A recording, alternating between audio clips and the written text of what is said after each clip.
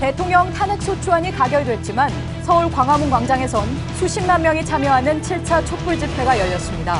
시민들은 청와대 100m 앞까지 행진해 엄정한 특검 수사와 조건 없는 하야를 촉구했습니다. 황교안 대통령 권한대행이 국무위원들을 소집해 국정 현안을 챙겼습니다. 한광옥 비서실장도 만나 업무 보좌에 대한 문제를 상의했습니다. 박 대통령 탄핵 심판의 주심인 강일원 헌법재판소 재판관이 해외 출장길에서 급히 귀국해 곧바로 법리 검토에 들어갔습니다. 오늘 뉴스룸에선 탄핵 심판에서 검사 역할을 맡은 권성동 국회 법제사법위원장을 전화로 연결합니다. 정치권이 국정 공백을 최소화하기 위해 여야정 국정협의체를 구성하기로 뜻을 모았습니다. 황교안 권한대행의 즉각 퇴진을 요구하던 야당은 일단은 지켜보기로 했습니다. 박 대통령의 탄핵 사태를 외신의 눈으로도 살펴봅니다. JTBC의 특별제휴사인 CNN의 폴라 행콕스 서울특파원에게 직접 들어봅니다. 에너지를 쓰던 자동차가 수소로 에너지를 만드는 시대로 현대자동차. 시청자 여러분, JTBC 뉴스룸입니다. 박근혜 대통령에 대한 헌법재판소의 탄핵 심판 절차가 사실상 시작됐습니다. 그러나 오늘도 전국에서는 80만 명이 거리로 나와서 7번째 촛불 집회를 열고 있습니다. 시민들은 탄핵안 가결이 끝이 아니라 새로운 시작이다 이렇게 외치고 있는데요. 오늘 뉴스룸은 전국의 집회 소식 그리고 탄핵 심판 내용을 집중 보도하겠습니다. 자, 먼저 광화문 광장으로 가보겠습니다. 박창규 기자. 자, 지금 영상을 보면 지난주 집회 규모와는 큰 차이가 없어 보이는데요. 지금 시민들이 얼마나 모인 걸로 집계가 되고 있습니까? 네, 주최 측이 7시에 밝힌 시민 참여자 수는 모두 60만 명입니다. 그리고 게다가 지금도 계속 시민들의 숫자는 늘어나고 있습니다. 말씀하신 것처럼 서울역 광장 앞부터 이곳 광화문 광장 그리고 율곡로와 사직로를 모두 메운 상태입니다. 지난주 같은 시간보다는 확실히 숫자가 줄었지만 여전히 결코 적은 숫자는 아닌 겁니다. 주최 측은 대통령이 퇴진할 때까지 촛불 집회를 계속 이어나간다는 방침입니다. 탄핵안이 통과되고 날씨가 추워지면서 동력이 떨어질 거라는 예상이 많았지만 현실은 그렇지 않은 겁니다. 시민들은 현장에서 그만큼 실망과 분노가 크고 뭔가 바뀌어야 한다는 생각을 많이 전달해 왔습니다. 예, 촛불 집회에 참가한 시민들은 탄핵안 가결과는 무관하게 즉각 하야, 즉각 퇴진을 요구하고 있는 건데요. 자, 그렇게 탄핵안이 가결되기 전에 6번의 집회가 있지 않았습니까? 가결된 뒤에는 오늘이 처음인데, 자, 오늘 집회 참여한 시민들의 분위기는 좀 어떻습니까? 좀 다를 수도 있는 것 같은데요. 네, 오늘 집회를 규정하는 구호는 이제 끝이 아니라 지금이 시작이라는 것이었습니다. 국회에서 탄핵안이 가결됐다고 해서 자발적으로 시작한 촛불 집회를 그만두지는 않겠다는 얘기입니다. 시민들은 대통령은 탄핵 심판 결과를 기다리지 말고 지금 즉시 퇴진하라고 외쳤습니다. 그리고 대통령이 추진한 정책들도 함께 폐기해야 한다고 주장했습니다. 주최 측도 탄핵안이 가결된 것과는 별개로 우리가 어떤 사회를 만들어갈 것인가에 대한 광장의 논의가 필요하다는 입장입니다. 저녁 6시부터 시작한 본 집회는 조금 전 7시 40분쯤 끝이 났고요. 지금은 청운동 주민센터 쪽으로 행진을 계속하고 있습니다. 하지만 모인 인원이 워낙 많아서 광장에서 행렬이 다 빠져나가는데 시간이 한참 걸리고 있습니다. 주최 측은 이곳 무대에서도 청운동 주민센터 앞 집회 상황을 중계할 예정입니다. 예. 자, 오늘 박사모 같은 이른바 보수단체도 맞불 집회를 열었다는 소식이 들어왔는데요. 이전에는 크고 작은 충돌도 좀 있었는데 오늘은 별다른 사고는 없었습니까? 네, 박사모 등 보수단체들은 오늘 오전 11시부터 서울 청계광장에서 집회를 열었습니다. 그리고 지금은 서울역 광장 앞에서 구국기도회를 계속하고 있습니다. 보수단체 회원들은 탄핵은 무효고 대통령은 죄가 없다고 주장했습니다. 그리고 박사모는 오늘 오후에 청계천 광장에서 대학로까지 행진을 했는데요. 이 과정에서 잠깐 충돌이 있긴 했습니다만 큰 사고는 없었습니다. 보수단체들도 앞으로 매 주말마다 맞불 집회를 연다는 계획입니다. 예. 자, 지금까지 광화문 광장에서 박창규 기자였습니다. 자, 탄핵 전이었던 지난주에 비해서는 다소 줄었지만 여전히 많은 인파, 그러니까 뉴스룸이 시작되기 직전에 보면 광화문에 약 70만 명이 모였다는 소식이 들어왔는데요. 자, 이번에는 청와대와 가장 가까운 집회 현장이죠. 서울 청운동 주민센터 앞으로 가보겠습니다. 자, 김태형 기자, 청와대 앞만 보면 탄핵 전이었던 지난주와 그 집회 열기가 크게 다르지 않아 보이는데요. 우선 그곳 상황부터 좀 전해주시죠. 네, 제가 있는 곳은 청와대에서 200m쯤 떨어진 청운동 주민센터 앞입니다. 이건 역시 영하의 날씨 속에 밤 공기가 차가운데요. 하지만 추위가 느껴지지 않을 정도로 이 촛불 행렬이 끊임없이 이렇게 이어지고 있습니다. 게다가 결정적으로 지난주 다소 엄숙하고 무거웠던 분위기와는 달리 이 집회나 행진 분위기 자체도 오늘은 한층 밝아진 모습입니다. 물론 그런 가운데서도 시민들은 자유발언과 구호를 통해 현 정부의 실정을 비판하고 박 대통령의 즉각 퇴진을 요구하는 단호하게 이렇게 요구를 하고 있습니다. 예. 자, 그런데 지난주하고 좀 다른 모습으로 보이는 게 있는데, 그게 지난주 토요일 같은 시간대에는 효자동 치안센터 앞에서 집회가 진행되고 있지 않았습니까? 오늘 지금은 그 효자동 치안센터 앞에서는 집회가 없는 거죠? 예, 맞습니다. 지난주엔 이곳보다 청와대에 더 가까운 청와대에서 100m쯤 떨어진 효자치안센터 앞에서 밤 늦게까지 집회가 이어졌습니다. 하지만 지금 제 옆으로 보시는 것처럼 효자치안센터로 가는 길목이 이 경찰 차벽에 막혀 있는데요. 이 법원이 허용한 시간 오후 5시 반에 맞춰 시민들이 이곳과 광화문으로 이동을 했기 때문입니다. 그동안 시민들은 박 대통령의 즉각 퇴진을 요구하며 이 법원이 허용한 시간을 넘겨서 집회를 이어갔습니다. 하지만 약간 집회 장소가 100m쯤 뒤로 물러나긴 했지만 이 박 대통령의 책임을 묻겠다는 강력한 의지를 보여주는 데는 차이가 없는 상황입니다. 일단 탄핵안이 가결되면서 이 전체적으로 참가자 수가 다소 줄어들긴 했지만 시민들의 요구는 확고합니다. 예, 지금도 시민들은 자유발언과 함께 박 대통령의 퇴진을 요구하는 구호를 외치는 등 이 탄핵안 통과와 무관하게 즉각적으로 물러나라는 시민들의 함성이 이 청와대를 향하고 있습니다. 예, 지난주와 마찬가지로 위치는 좀 물러서 있지만 지난주와 마찬가지로 즉각 퇴진을 외치는 시민들은 여전히 계속해서 그 행진을 하고 있다는 얘기인데요. 오늘 오후지요. 앞서서 그 세월호 유족들도 오늘 청와대 앞까지 행진이 있었죠.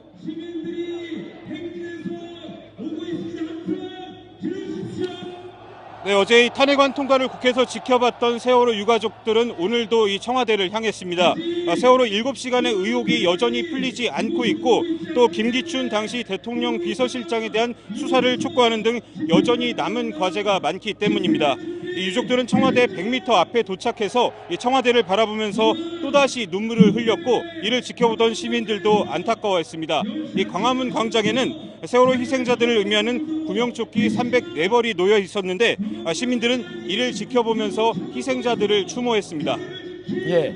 자, 김태형 기자 지금 나가 있는 곳이 청와대 바로 앞인데 지난주 그리고 지지난주에도 역시 계속해서 거의 자정 무렵 11시 넘어까지 집회가 계속되지 않았습니까? 오늘도 밤늦게까지 집회가 이어진다 이렇게 봐야 될까요?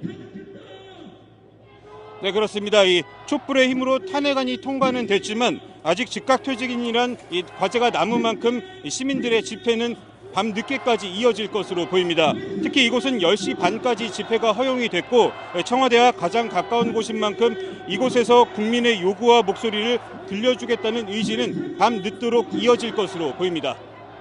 네, 지금까지 서울 청운동 주민센터에서 김태형 기자였습니다. 박근혜 대통령의 직무가 정지된 지 이제 만 하루가 조금 지났습니다. 최소한의 예우만 받는 권한 없는 대통령이 된 박 대통령은 관저에서 휴식을 취하고 있는데요. 특검 수사와 헌법재판소 심판을 준비하고 있다고 합니다. 허진 기자입니다. 어제 저녁 7시 3분 대통령으로서의 권한이 정지된 박근혜 대통령. 헌법재판소의 탄핵 심판 결정이 내려질 때까지 경호와 의전만 받는 권한 없는 대통령으로 지내게 됩니다. 탄핵안 가결 직후 국무위원과의 간담회를 끝으로 대통령으로서의 공식 일정도 사라졌습니다. 박 대통령은 오늘 관저에서 휴식을 취하며 시간을 보냈다고 청와대 관계자는 전했습니다. 독서를 하거나 TV로 촛불 집회 상황을 지켜보기도 했다는 얘기도 들립니다. 그동안 박 대통령을 보좌하던 한강옥 대통령 비서실장 등 청와대 참모진은 황교안 대통령 권한대행을 모자하는 체제로 전환됐습니다. 하지만 청와대 참모들이 박 대통령에 대한 비공식 보고는 이어가겠다는 방침이어서 앞으로 논란이 될 가능성도 있습니다. 노무현 전 대통령이 직무정지됐을 때 비공식 보고를 받은 전례가 있지만 즉각 하야까지 요구하는 촛불 민심을 거스른다는 겁니다. 앞서 하야는 없다는 점을 거듭 확인한 박 대통령은 당분간 관저에서 머물며 헌재의 탄핵 심판과 특검 수사에 대비할 것으로 보입니다. JTBC 서진입니다. 황교안 총리는 대통령 대행으로서 첫 주말을 보내고 있습니다. 정부 서울청사로 출근해 현안을 점검했는데요.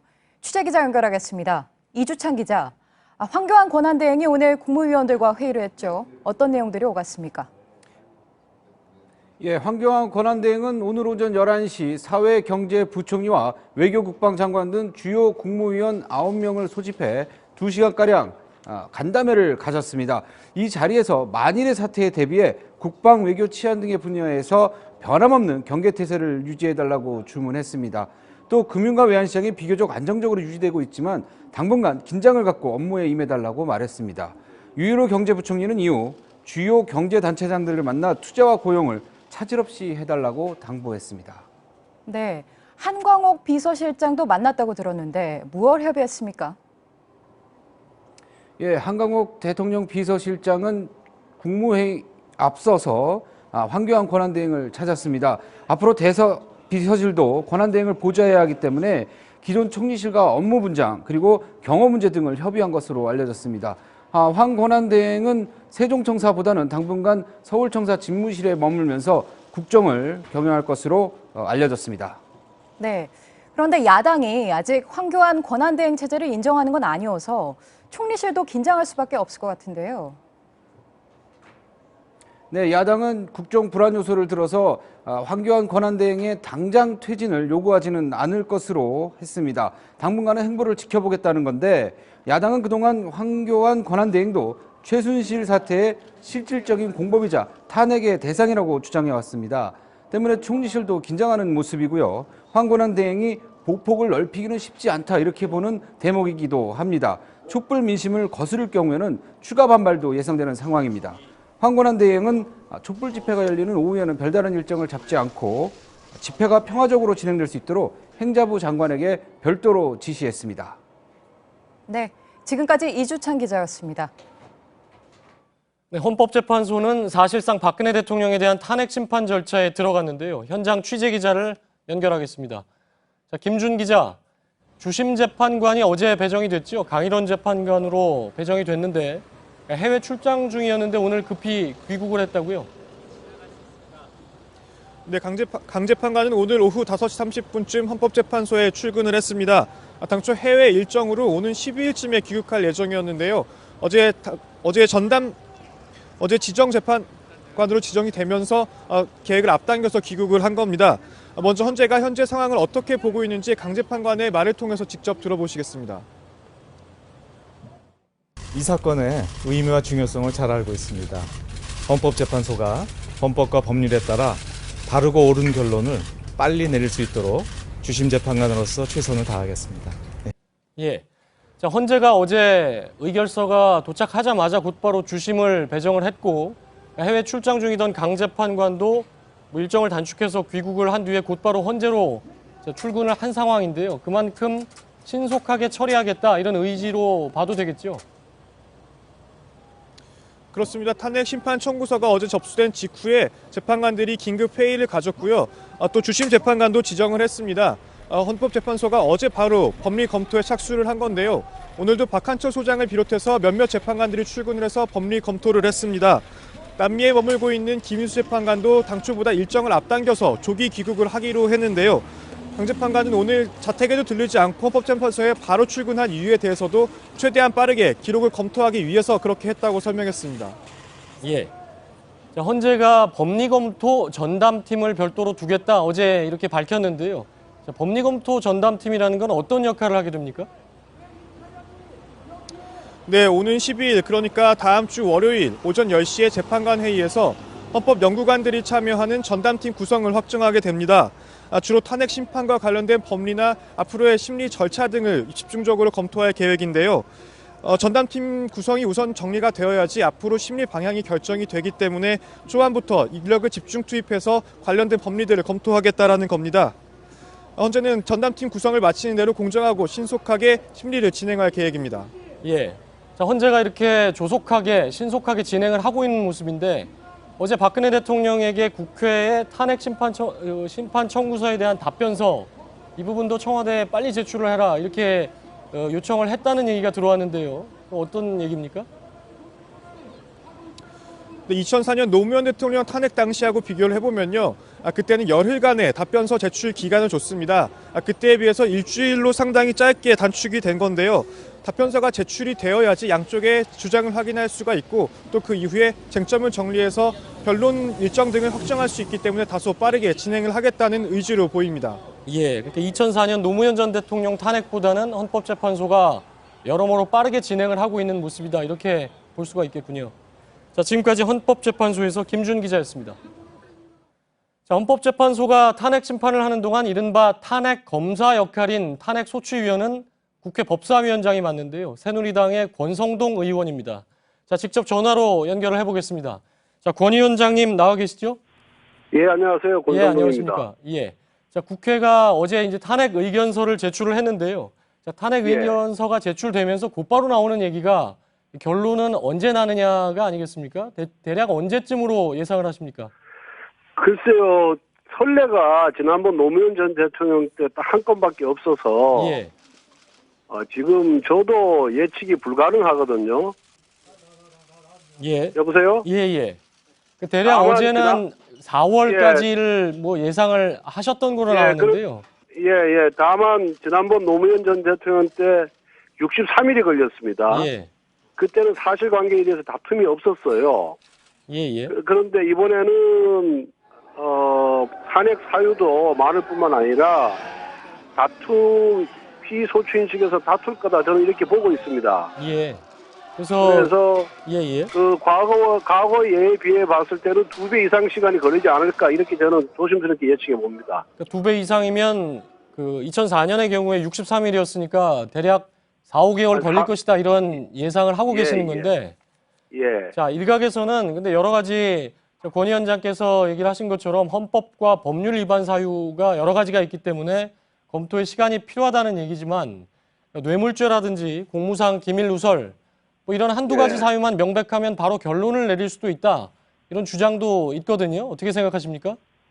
글쎄요, 뭐 그거는 전례가 없어서 저도 그 예측하기가 어렵고요. 그거는 이제 헌법재판소에서 많은 논의 끝에 어떤 그 심리 방식을 정하리라 이렇게 보고 있습니다. 예. 자, 그런데 권 위원장께서 이게 탄핵 검사 역할을 맡았는데요. 일각에서는 권 위원장이 아무래도 이 여당이기 때문에 예를 들어서 노무현 전 대통령 탄핵 때는 야당이었죠. 한나라당의 김기춘 의원이 검사역을 했기 때문에 상당히 적극적이었다. 근데 권 위원장이 얼마나 적극적으로 나서겠냐 하는 부분에 대한 우려도 사실 있거든요. 뭐 다 아시다시피 저는 처음부터 탄핵으로 가야 된다라고 주장했던 새누리당 의원이고요. 또 탄핵 우리 그 국회에서 탄핵 소추 의결할 때도 새누리당 내에서 앞장서서 그것을 주장했던 사람이기 때문에 또 이번 그 탄핵 소추 의결에 우리 당 의원들도 60여 명이 넘게 찬성을 했지 않았습니까? 그래서 저는 뭐 오로지 국민의 뜻에 따라서 또 헌법과 법률의 절차에 따라서 진행하겠다는 말씀을 드리고요. 또 그렇게 뭐 의심하는 사람들한테 제가 또 굳이 뭐 제 속마음을 어떻게 뒤집어서 보여줄 방법이 없지 않습니까? 앞으로 탄핵 심판 절차를 통해서 보여드리도록 하겠습니다. 자, 그러니까 탄핵 쪽에는 계속 줄곧 적극적이었다. 그래서 탄핵 검사 역할은 문제가 없다는 입장이신데, 자, 또 하나가 이제 박근혜 대통령에 대한 탄핵 일정은 곧바로 대선과 맞물리기 때문에 그런 정치 일정도 분명히 고려를 할 것이다. 예를 들어서 새누리당의 경우에는 민주당과 비교해서 보면 대선이 너무 빨리 치러지는 게 유리하지 않다. 이런 판단이 있는 거 아닙니까? 이 탄핵 심판을 주도하는 데는 헌법재판소입니다. 우리 예. 청구인 측도 아니고 피청구인 측도 아니고, 그래서 소송 지휘권은 헌법재판소에 있기 때문에 뭐 청구인 측에서 이것을 지원할 방법도 없고요. 예. 그렇게 뭐 의심하는 부분에 대해서는 제가 답변을 하지 않도록 하겠습니다. 예. 한 가지만 더 여쭤보면 예. 그러니까 전직 헌법재판관 중에는 이런 얘기를 하는 경우도 있었거든요. 그러니까 노무현 전 대통령 탄핵 때 참여했던 재판관 중에서 예. 가장 중요한 게 탄핵 검사 역할이다. 탄핵 검사 쪽에서 얼마나 적극적으로 그 소명을 하고 증거 제출을 빨리빨리 하느냐가 중요하다. 이런 얘기를 하고 있거든요. 그 부분은 어떻게 예. 생각하십니까? 다 아시다시피 이번에 탄핵 소추 사회는 지난번 검찰 최순실에 대한 공소장의 기재 내용을 다 그대로 옮겨놨거든요. 그런데 예. 우리 국회가 그 부분에 대한 증거를 갖고 있지 않습니다. 그 증거는 검찰과 그다음에 앞으로 그 형사재판에서 검찰에 제출하는 증거를 갖고 있는 법원에 갖고 있는 거예요. 예. 국회가 지금 아무런 증거를 갖고 있지 않습니다. 그래서 결국은 검찰과 법원의 협조를 통해서 증거를 확보하는 길을 찾을 수밖에 없어서 예. 그 부분에 있어서는 헌법재판소가 중요한 역할을 할 것이고 헌재로 하여금 기록 송부가 되도록 저희들도 적극적인 노력을 다 할 겁니다. 예. 예. 지금까지 권성동 위원장과 얘기를 나눠봤습니다. 감사합니다. 예, 감사합니다. 박근혜 대통령도 탄핵 심판에 대한 본격적인 대응에 나섰는데요. 박 대통령의 탄핵 심판 대리인에는 30대 후반의 최명성 변호사가 선임됐습니다. 그런데 추가 변호인단 구성에 난항을 겪는 것으로 전해졌습니다. 이희정 기자입니다.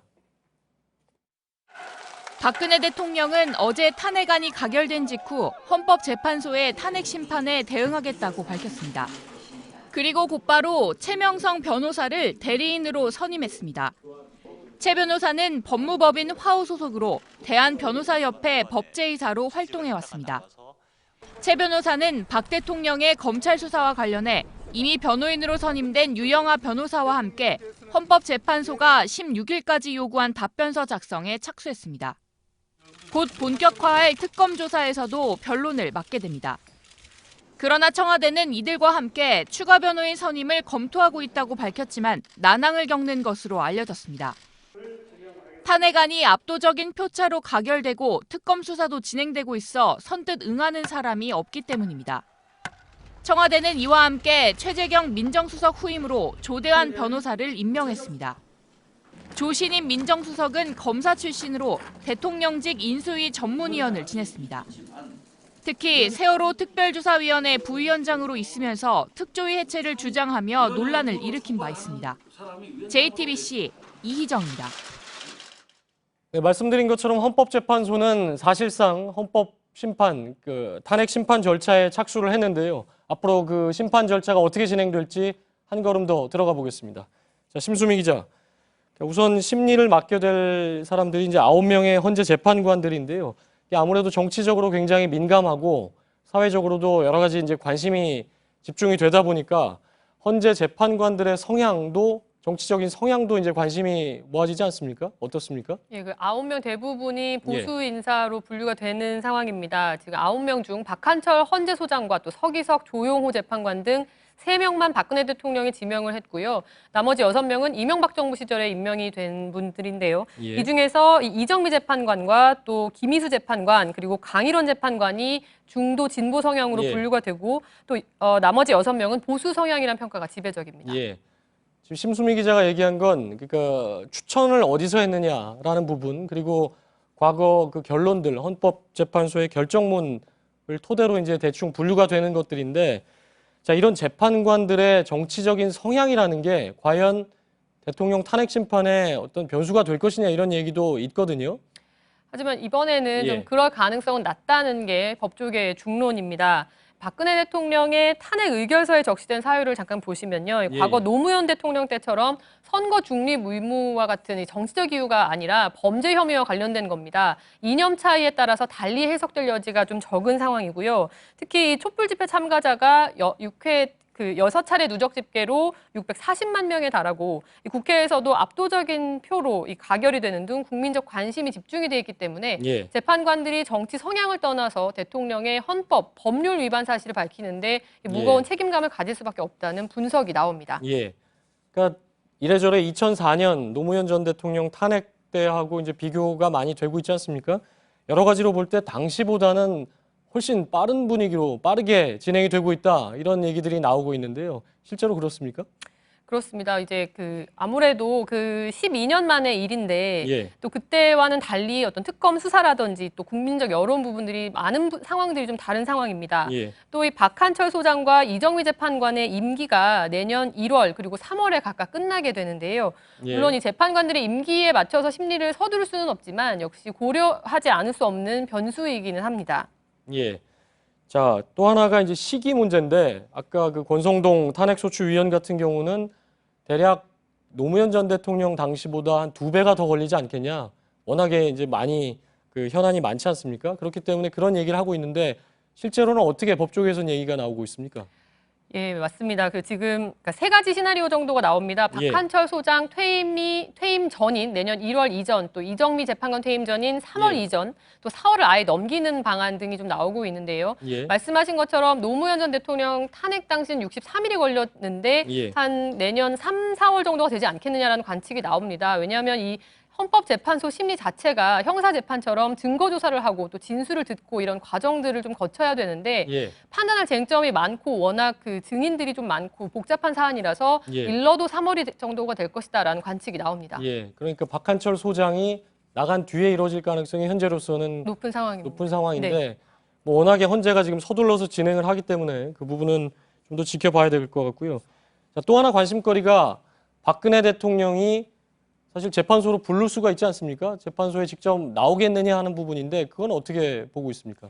그렇습니다. 이 소추위원장인 권성동 국회 법사위원장이 예. 검사 역할을 맡아서 박 대통령의 변호인단과 공방을 벌일 텐데요. 예. 이 자리에 박 대통령 본인이 직접 헌재에서는 출석을 요구를 하겠지만 예. 나오지 않는다고 하더라도 강제할 규정이 없습니다. 실제로 노무현 전 대통령 예. 같은 경우도 공개 변론 장소에 출석하지 않았었습니다. 예, 그렇군요. 박 대통령이 아직 공식 입장을 낸 적은 없고요. 또 하나 궁금한 게 특검 수사가 이제 막 시작이 된 상황인데 검찰에서는 뇌물죄 부분이 입증이 안 됐지 않습니까? 그러니까 특검 수사가 분명히 헌재의 결정에 영향을 줄 것이다 이런 얘기가 나오고 있는데 그건 어떻게 봐야 될까요? 수사 자료들을 예. 원칙적으로는 지금 탄핵 심판에서 재판관들은 진행 중인 재판 및 수사 자료를 받아볼 수 없게 이렇게 예. 돼 있습니다. 재판과 수사에 혹시 방해가 될 수 있다는 이유 때문인데요. 하지만 사본은 받아볼 수 있는 거죠? 그렇습니다. 예. 사본을 받을 수가 있습니다. 실제 노 전 대통령 탄핵 심판 당시에도 원본 아닌 사본을 받는 게 가능하다 이렇게 해석이 돼서 자료를 받았고 이번에도 마찬가지로 필요한 자료들을 넘겨받을 것으로 예상이 됩니다. 자, 탄핵소추안에 보면 헌법 조항이 13개, 그리고 법률 위반이 법률 위반이 5개죠? 5개입니다. 예. 5개가 있는데 아까 그 권성동 위원장에게도 좀 질문을 했던 부분인데 만약에 헌재가 이걸 좀 조속히 결론을 내리기로 마음을 먹는다면 그러니까 아주 중요한 부분만 먼저 결론을 내서 탄핵 여부를 결정을 할 수도 있는 거 아니냐 이런 얘기가 나오고 있는데요. 그렇게 볼 때 그 중요한 부분은 어떤 게 될 수 있을까요? 계속 말씀드리지만 이제 2004년에 헌법재판소의 결정문을 참고할 수 있을 것 같습니다. 예. 당시 헌재는 노무현 전 대통령이 선거 중립 의무를 위반하기는 했지만 예. 중대한 법 위반이 아니라는 이유로 탄핵을 기각했습니다. 여기서 이 탄핵할 만한 중대한 법 위반을 설명을 하면서 법치국가 원리 또 민주국가 원리를 구성하는 기본 원칙을 위반하는 경우를 들었고요. 여기에 포함되지 않는다고 하더라도 뇌물수수나 또 부정부패를 저지른 경우에 탄핵이 가능하다 이렇게 언급을 했습니다. 예. 지금 특검에서 수사 중인 뇌물죄 여부도 중요를 하지만 보다 근본적으로 헌법 위반이 핵심이 될 겁니다. 예. 대통령이 민간인인 이 최순실 씨에게 국가 권력을 넘겨줘서 농단했는지 그렇다면 이 법치국가 원리를 위배한 것으로 볼 수 있기 때문에 예. 상당히 결정적인 부분이 될 겁니다. 이 부분은 이미 최 씨의 태블릿 PC나 또 인사 전횡 의혹 등을 통해서 혐의가 드러난 만큼 헌재에서 어떤 판단을 내릴지 주목이 되고 있습니다. 크게 보면 뇌물죄, 그러니까 이건 굉장히 중요한 형사상의 어떤 중대 범죄이기 때문에 뇌물죄 부분도 중요한 어떤 요건이 될 것이고 또 하나는 대통령의 어떤 기밀 누설 부분이죠. 그러니까 국가가 국민들이 준 권력을 최순실에게 넘겨준 이런 부분도 중요하게 이제 고려가 될 것이다. 이렇게 봐야 되겠군요. 네. 자, 심수미 기자였습니다. 탄핵안 가결 이후 첫 주말 집회가 열리고 있죠. 여기엔 야 3당도 참석했습니다. 헌법재판소의 신속하고 올바른 결정을 촉구했습니다. 유한율 기자입니다. 더불어민주당 지도부와 소속 의원들이 오늘로 4주 연속 서울 광화문 광장에 나섰습니다. 탄핵안 가결이 끝이 아니라며 헌법재판소의 조속한 결정을 촉구했습니다. 오히려 이 난국을 빨리 푸는 방법은 대통령께서 스스로 물러나는 방법이라고 생각합니다. 또 세월호 특조위 해체 주장을 한 조대환 변호사의 청와대 민정수석 임명은 국민에게 맞서겠다는 것이라고 비판했습니다. 국민의당도 당원 보고대회를 열고 집중 심리를 통해 조속히 올바른 판단을 내려달라고 헌재에 요구했습니다. 박근혜 대통령은 완전히 탄핵된 게 아닙니다. 헌법재판소에서 다시 한번 살아나겠다고 공작을 하고 있습니다. 정의당 심상정 대표와 노회찬 원내대표도 시민들을 대상으로 탄핵 보고대회를 열고 7차 촛불 집회에 참여했습니다. 야권은 탄핵안 가결 이후에도 원칙적으로 즉각 퇴진론을 유지하고 있지만 내부적으로 신중론도 제기되고 있습니다. 따라서 오늘 촛불 집회에서 표출된 탄핵안 가결 이후 민심의 향배가 야권의 기류에 큰 영향을 줄 전망입니다. JTBC 유한울입니다. 새누리당은 수습책을 놓고 자중질환에 빠졌습니다. 비박계는 지도부 사퇴를 요구하며 주도권 잡기에 나섰고 친박계는 당장 물러날 뜻이 없다며 버티고 있습니다. 갈등이 커지면 분당으로 이어질 가능성도 있습니다. 신혜원 기자입니다. 80%에 가까운 압도적 찬성으로 가결된 박근혜 대통령 탄핵안. 새누리당 소속 의원 128명 중 절반가량이 찬성했고 그중 20여 명은 친박계로 보입니다. 친박 주류가 무너지면서 새누리당이 사실상 둘로 갈라진 겁니다. 비박계는 당장 친박계로 구성된 지도부의 사퇴를 촉구했습니다. 새 집을 짓기 위해서는 헌집을 허물어야죠. 이 헌집을 빨리 허물을 수 있도록 머물렀던 사람들이 집을 비우고 내일은 비상시국위원회 총회를 열어 비대위 체제 구성과 친박계 인적 청산 등 쇄신 방안을 논의하겠다는 방침입니다. 한 비박계 중진 의원은 조기 대선 준비를 위해서라도 책임 있는 사람들이 스스로 당을 떠나야 한다고 주장했습니다. 그러나 친박계 지도부는 당장은 물러나지 않겠다는 뜻을 분명히 했습니다. 당의 공백, 아주 최소한만이라도 공백을 메꿀 수 있는 장치가 마련되면 바로 그만두도록 하겠습니다. 주말날 비공개 최고위를 소집해 친박 비박 간 합의를 바탕으로 한 비대위 구성 요구 등 향후 대응 방안을 논의할 것으로 알려졌습니다. 그러나 한 지붕 두 가족의 내분 사태가 조기에 수습되지 않으면 결국 분당을 피하기 어려울 것이란 전망도 나옵니다. JTBC 신혜원입니다. 대통령 권한이 정지되면서 전국의 주도권은 국회로 옮겨가는 모습입니다. 여야는 국정 공백을 최소화하기 위해 국회와 정부가 참여하는 국정협의체를 구성하는데 사실상 합의했습니다. 최수영 기자입니다. 탄핵소추안 가결 직후 더불어민주당 추미애 대표는 정책협의체를 제안했습니다. 국정 공백을 신속히 보완하기 위해 국회 정부 정책협의체 구성을 제안합니다. 안철수 전 국민의당 대표도 여야정 협의체 구성을 요구했습니다. 여당도 받아들이겠다는 입장입니다. 새누리당 정진석 원내대표는 SNS를 통해 여야정 협의체를 긍정적으로 평가한다고 밝혔습니다. 여야정 협의체는 여당과 정부가 해왔던 당정협의회를 야당까지 확대한 개념입니다. 대통령의 권한이 정지된 상황에서 국회가 국정을 주도하는 한편 황교안 권한대행에 대한 견제 의미도 있습니다. 당장 유일호 경제부총리 체제를 유지할 것인지 임종용 부총리 지명자에 대한 인사청문회를 받아들일 것인지부터 논의할 전망입니다. 하지만 야당이 친박 핵심인 이정현 새누리당 대표와는 협의하지 않겠다는 입장이어서 여당 지도부 문제가 해결될 때까지 협의체 구성이 지연될 가능성도 큽니다. 또 정책별로 여야 간 입장 차이가 크면 오히려 혼란이 가중될 수 있어 경제나 안보 문제 등에 제한될 수 있습니다. 한편 황교안 권한대행의 퇴진을 요구했던 야권은 일단은 지켜보기로 했습니다. 권한대행까지 탄핵할 경우 국정 공백이 크다고 판단한 겁니다. JTBC 최수연입니다. 자, 국회에서는 탄핵안 가결 이후에 여야정 협의체에 대한 공감대가 커져가는 상황인데요. 야당의 구상은 어떤 것인지 더불어민주당의 박완주 원내수석 부대표와 함께 얘기를 나눠보겠습니다. 자, 박 의원님 안녕하십니까? 네, 안녕하세요. 예. 박완주입니다. 예. 자, 탄핵 심판부터 좀 잠깐 짚어보면요. 네네. 먼저 박 대통령 탄핵 심판 절차가 이제 시작이 헌법재판소에서 시작이 됐는데, 네, 그렇습니다. 자, 민주당 지도부 그리고 문재인 전 대표의 경우에는 탄핵과 무관하게 탄핵이 가결이 되더라도 심판 절차 중에 바로 물러나라, 즉각 퇴진을 요구했었지 않습니까? 네네. 지금도 같은 입장으로 봐야 됩니까? 그 약간 구분해서 말씀을 드려야 될 것 같은데요. 이제 우선 당의 입장에서는 탄핵 절차를 어저께 이제 그렇게 시작을 했기 때문에 정확하게는 조속하게 헌재가 탄핵의 여부를 결정을 하라고 촉구하는 것이 기본 입장인 것 같고요. 그리고 우리 당에는 여러 대통령 후보들이 계시는데 그 중에는 상당 부분 아직까지 오늘 저도 이제 광화문 갔다 스튜디오에 왔는데요.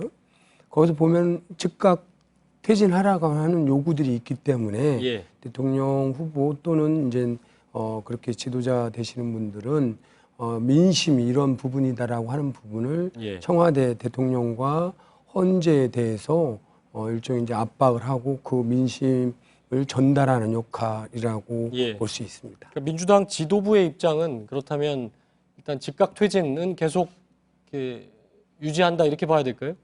그렇죠. 이제 정확하게는 헌재 조속한 탄핵 결정을 하라. 이게 이제 제일 큰 무게 중심이고요.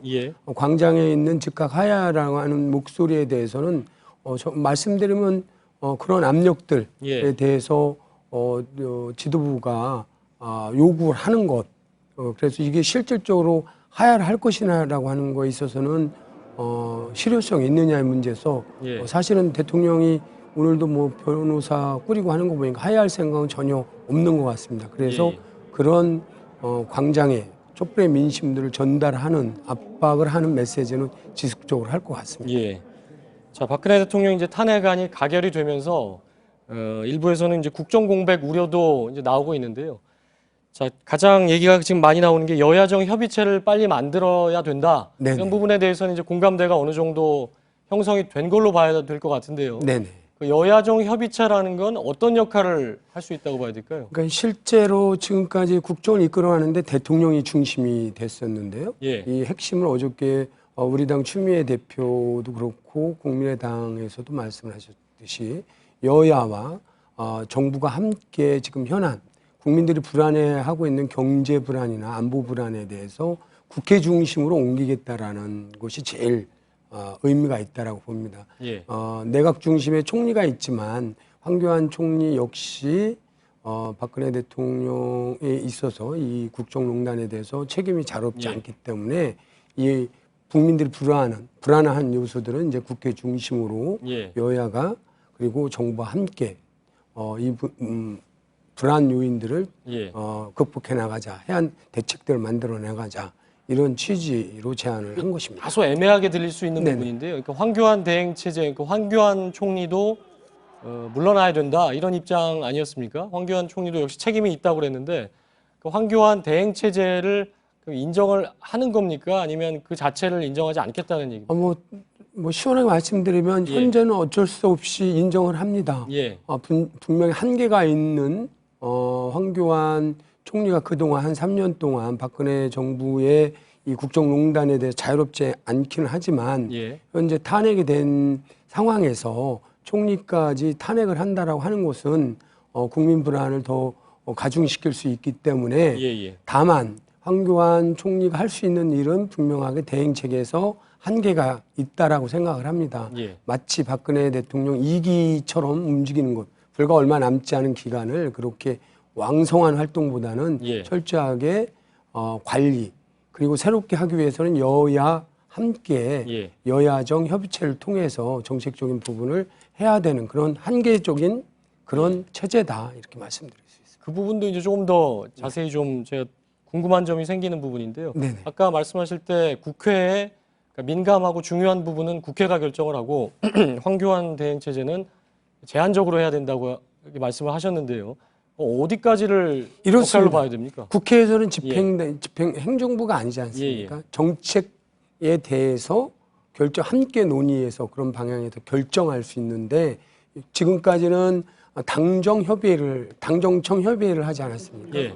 그러니까 청와대를 중심으로 해서 정부하고 여당하고 해서 정책을 결정했던 부분을 청와대가 지금 정지되어 있는 상황이니까 그리고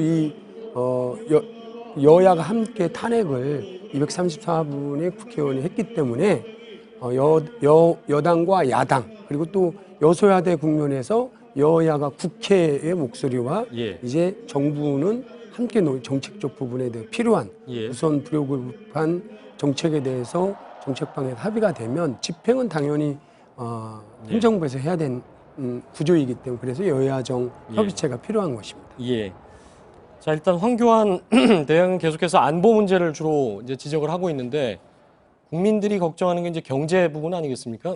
경기가 워낙 죄송합니다. 경기가 너무 안 좋다. 그래서 이 탄핵 심판이 계속되고 황교안 대행 체제로 가고 이제 혼란이 될 경우에 경기에 대한 걱정, 경제 문제에 대한 걱정이 크기 때문에 다른 건 몰라도 여러 가지로 경제 컨트롤 타워는 먼저 세워야 되는 게 아니냐 이런 지적이 있거든요. 임종용 부총리 부분은 따로 인준을 해야 된다는 목소리도 나오는데 그건 야당에서는 어떤 입장이십니까? 우선 솔직히 말씀드리면 내년 성장률에도 아주 저성장 2.3% 뭐 2.6% 이렇게 나오는데요. 이런 부분에 대해서는 정말 국민들은 체감으로는 더 어려운 상황인 건 분명합니다.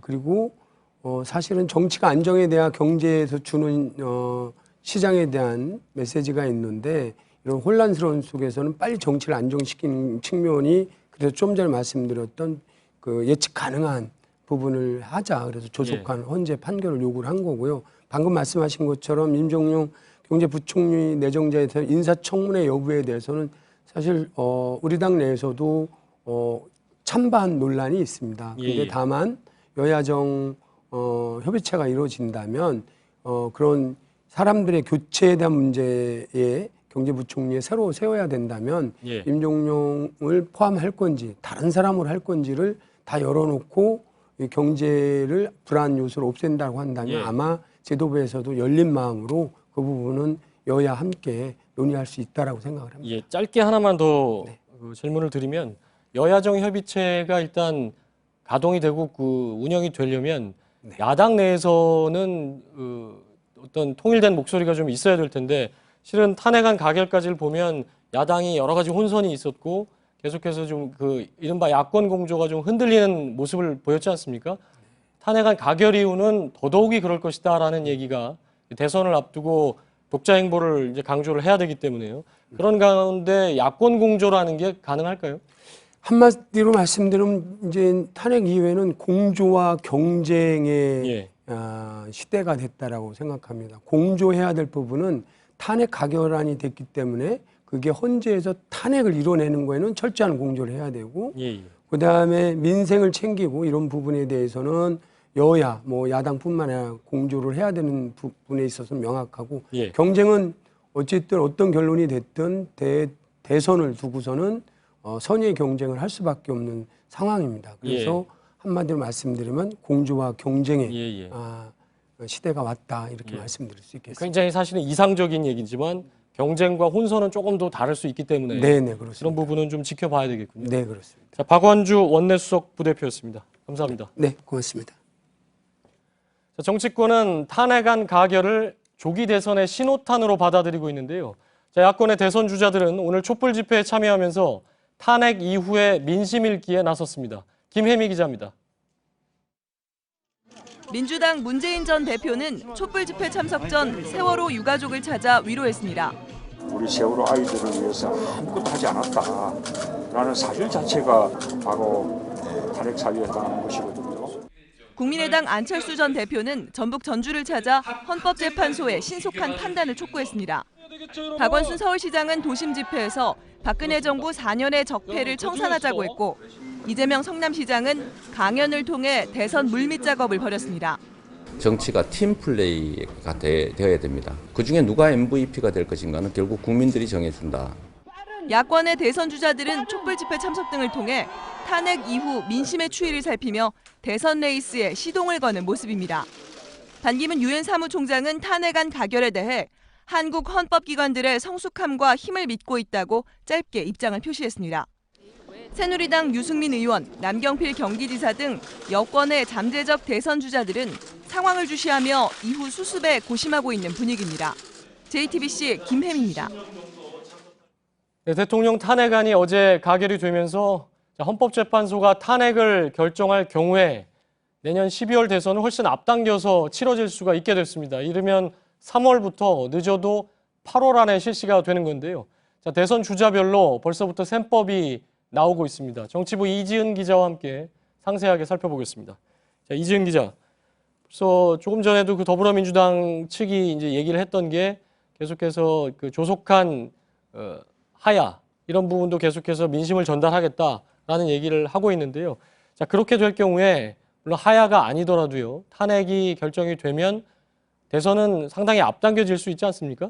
네, 그렇습니다. 오늘 그 촛불 집회에 모인 시민들, 그러니까 이 광장의 목소리를 들으면 박 대통령의 즉각 퇴진 요구였습니다. 예. 만약 박 대통령이 바로 하야하면 헌법상 60일 이내인 2월에 대선을 치러야 할 수도 있게 되는 겁니다. 예. 하지만 박 대통령이 어제 탄핵 가결 직후에 헌법재판소 탄핵 심판에 이 차분히 대응하겠다 이렇게 밝힌 만큼 하야는 사실상 없다는 입장을 밝힌 겁니다. 예. 그리고 헌법재판소 심판 절차에 따라서 대선은 이르면 3월 늦어도 8월에 치러지게 되는 겁니다. 예.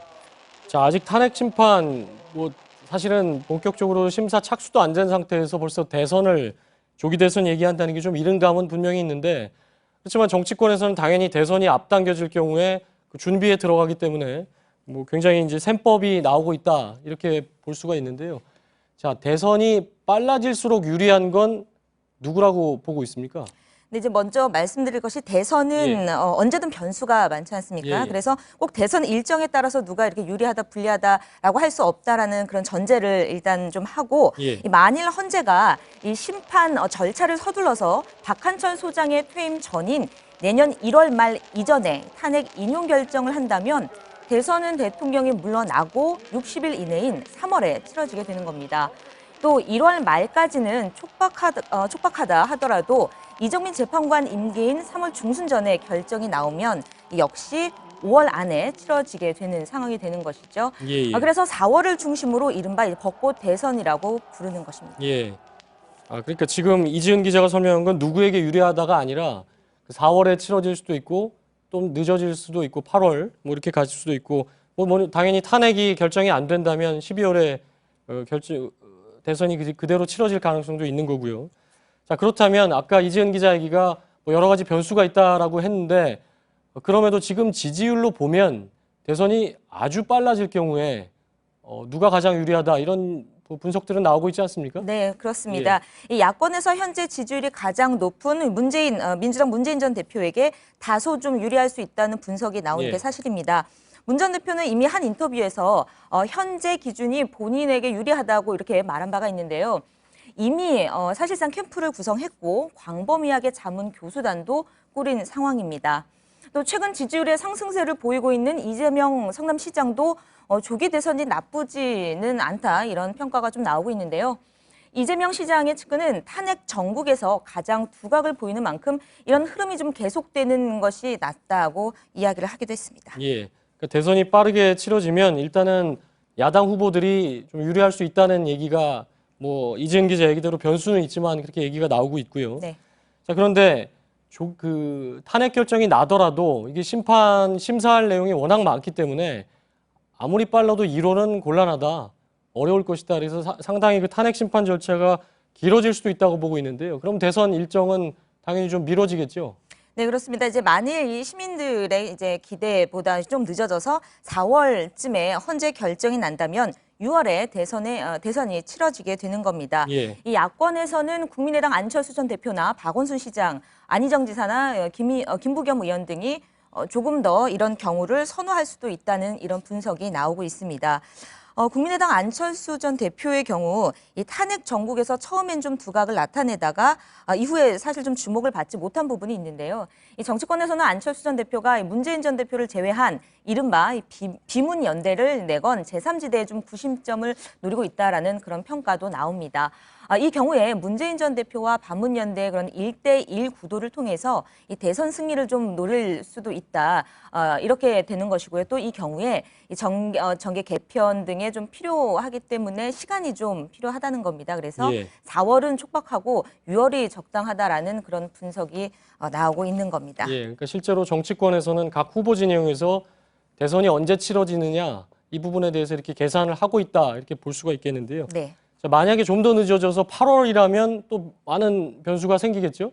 네, 그렇습니다. 헌재가 심리할 때 이제 법에 따라서 180일을 다 사용하면 그렇게 될 가능성이 있는 겁니다. 6월까지 하고 6월에 결정이 나서 탄핵이 결정이 된다면 그럼 8월에 이제 대선을 치러지게 된다는 얘기죠? 네, 그렇습니다. 예. 하지만 헌재가 국정 공백 상황을 그렇게 오래 지속되게 좀 두는 것이 가능하겠느냐, 쉽지 않을 수도 있다. 이런 전망도 좀 나오고 있는데요. 이럴 경우에 말씀드린 대로 8월에 대선도 가능하게 되겠지요.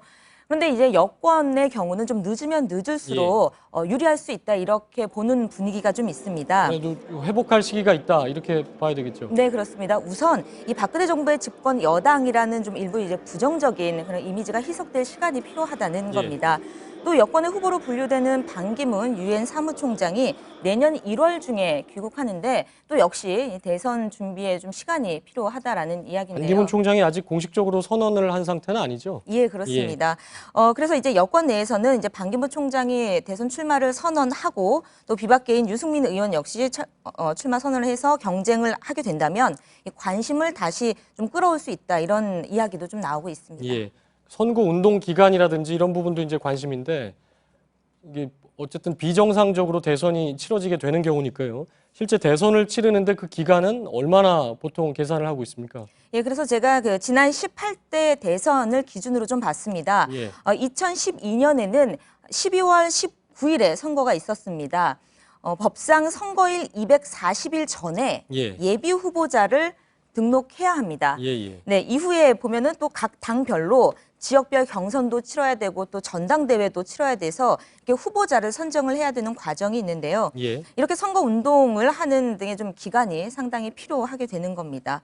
그래서 지난 18대 대선을 보면 새누리당의 경우 이 선거일 넉 달 전에 박근혜 당시 후보를 확정했고 또 민주당의 경우도 석 달 전에 9월에 당시 문재인 후보를 확정을 해서 냈습니다. 하지만 이것은 말씀하셨던 것처럼 정상적인 절차, 이제 통상 그래왔던 것이고 올해는 이게 적용이 안 되는 거죠. 그렇죠. 헌재 결정에 따라서 이렇게는 진행이 안 될 것으로 그러니까 이게 모든 게 전제가 탄핵 심판이 언제 되느냐고 탄핵 심판에서 탄핵으로 결정이 될 때를 상정해서 했던 것이고 아까 지적했던 것처럼 탄핵이 결정이 안 되면 뭐 완전히 달라지는 거가 되겠죠. 그렇습니다. 예, 정치부 이지은 기자였습니다. 그러면 이 시각 현재 촛불 집회가 진행 중인 서울 광화문 광장을 다시 연결해 보겠습니다.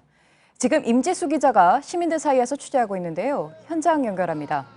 임 기자, 화면으로 보기에는 아직까지도 많은 시민들이 광장에 모여 있는 것 같은데요. 일단 분위기 좀 전해주시죠. 네, 지금 시각이 8시 50분을 지나고 있는데 1시간 전부터 진행된 행진 인파가 아직도 이곳 광장을 빠져나가고 있습니다. 지금 저를 둘러싸고 있는 시민들은 청와대 방향으로 발길을 옮기고 있는 분들인데요. 오늘 법원은 밤 10시 반까지 청운동 주민센터 앞 행진을 허용했습니다. 그러니까 청와대를 에워싼 6가지 경로로 청와대 200m 앞까지 행진할 수 있게 된 겁니다. 보시다시피 지금 시민들 손에 들린 피켓에는 대통령의 즉각 퇴진을 요구한다는 문구가 쓰여 있습니다. 네, 오늘은 탄핵안 가결 이후의 첫 집회인데요. 이전 집회들과 좀 달라진 게 있습니까? 네, 어제 탄핵안 가결 직후 국회 앞 모습은 마치 월드컵 당시에 시민들 사이에 공감대가 형성됐던 그때 그 분위기를 연상시켰습니다. 그만큼 뜨거웠는데요. 현장에서는 국민들이 해냈다, 국민이 승리했다라는 구호가 연신 터져 나오는 등 굉장히 열기를 더했었습니다. 그에 비하면 오늘 광화문 광장은 한결 차분해진 모습입니다. 이 탄핵안 가결은 끝이 아니라 시작이다. 그러니까 탄핵안 가결 이후를 대비해서 우리가 준비해야 한다는 그런 목소리가 나오고 있는 건데요. 오늘 낮 곳곳에서는 이어지는 자유 발언에서 다신 이런 나라를 만들지 말자는 다짐과 함께 탄핵 정국에 끊임없는 관심을 가지자는 그런 독려도 이어졌습니다. 앞으로 정치권이 뜻을 모아서 이 탄핵 정국을 조속히 진행하고 또 민심을 대변하는 행보를 보여줄 것, 그리고 대통령이 자진해서 퇴진하도록 끝까지 압박하는 것을 잊지 말자고 서로 독려하면서 또 그 뜻을 확인하고 있습니다. 네, 광화문 광장은 한결 차분해졌다 이렇게 분위기 전해주셨는데요.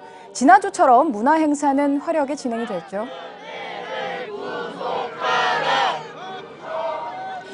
예, 오늘 저녁 6시부터 시작된 본 집회부터 가수 이은미 씨와 권진원 씨가 무대에 차례로 올랐습니다. 두 사람은 노래로서 이 탄핵 정국의 견인차 역할을 했던 시민들을 위로했는데요. 이런 문화예술인들의 연이은 매주 공연은 이곳을 처음 찾은 시민들도 자연스럽게 집회에 녹아들 수 있게 하는 중요한 역할을 해왔습니다. 이 대규모 집회를 축제처럼 만드는 데 큰 공이 있었는데요. 특히 오늘 무대에 올랐던 가수 이은미 씨는 공연에 앞서서 시민들과 함께 나지막한 목소리로 애국가를 함께 부르면서 굉장히 눈길을 끌기도 했습니다. 그리고 이에 앞서서 또 시민들은 합심해서 지난주에 이어서 저녁 7시 다 같이 촛불을 끄고 인근 상가도 불을 끄는 그런 소등 행사를 통해서 또 마음을 모아서 또 눈길을 끌기도 했습니다. 그런 장관을 연출해서 눈길을 끌기도 했습니다. 네, 광화문 광장에서 임지수 기자였습니다. 지금 서울뿐 아니죠. 전국 곳곳에서 촛불 집회가 열리고 있습니다. 광주는 상당히 추운 날씨지만 많은 시민들이 거리로 나왔다고 합니다. 광주의 취재기자 연결해보죠. 정진명 기자, 금남로에 나가 계신 걸로 알고 있는데 광주 시내 시민들이 얼마나 나왔습니까? 네, 저는 지금 광주 금남로에 나와 있는데요. 지금은 오후 6시에 시작된 본 집회가 막바지에 이르고 있습니다. 집회에서는 세월호 미수자 허다윤 양의 어머니 등이 자유 발언에 나서기도 했습니다. 이후 촛불을 들고 광주 시내를 행진한 시민들은 다시 주무대로 모여 정리 집회를 진행하고 있습니다.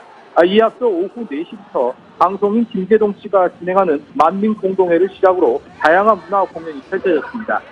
강한 바람과 함께 추운 날씨에도 시민들이 촛불을 들고 정말 많이 나왔는데요. 주최 측은 현재 6만 명 정도로 추산하고 있습니다. 전남에서는 주최 측 추산 7,000명, 전북에서는 9,000명의 시민들이 거리로 나와 헌법재판소의 탄핵 특검에 대한 빠른 인용과 대통령의 즉각 퇴진을 촉구했습니다. 네, 광주에 6만 명 정도 나온 것으로 추산된다 이렇게 말씀하셨고요. 전남 여수의 거문도에서는 어선 퍼레이드가 있었다면서요? 예, 오늘 오후 전남 여수의 거문도에서 어선 10여 척이 깃발을 달고 해상 퍼레이드를 벌였는데요. 깃발에는 박근혜를 즉각 구속 수사하라, 용왕님이 노하셨다, 즉각 퇴진하라 등의 문구가 적혔습니다. 거문도 주민들은 해상 퍼레이드 후에 상부에 모여 촛불 집회를 열었고, 집회 현장에 참여하지 못한 주민들은 335 가족들과 모여 촛불을 들기도 했습니다. 네, 여기까지 듣겠습니다. 광주에서 정진명 기자였습니다. 그럼 이번에는 부산으로 가보겠습니다.